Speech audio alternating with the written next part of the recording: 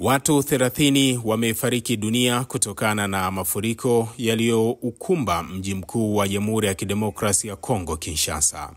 Mvua kubwa iliyonyesha mwishoni mwa juma imeharibu makazi na miundombinu ya mitaa ya mji huo mkuu. Mto Ndijili unaopita katika mji huo wenye wakazi karibu milioni 17 ulivunja kingo zake Ijumaa usiku na kuathiri usafiri wa magari katika mji huo. Mitaa kadhaa ya Kinshasa pia imekosa huduma ya umeme pamoja na maji safi ya kutumia. Zaidi ya nyumba 600 zilizozama ziko karibu na mji wa Masina katika wilaya ya Abattoir na Petro Kongo. Mitumbwi na boti za mwendokasi zinatumika kuokoa watu walioathirika na kuwahamisha walioathiriwa hadi maeneo salama.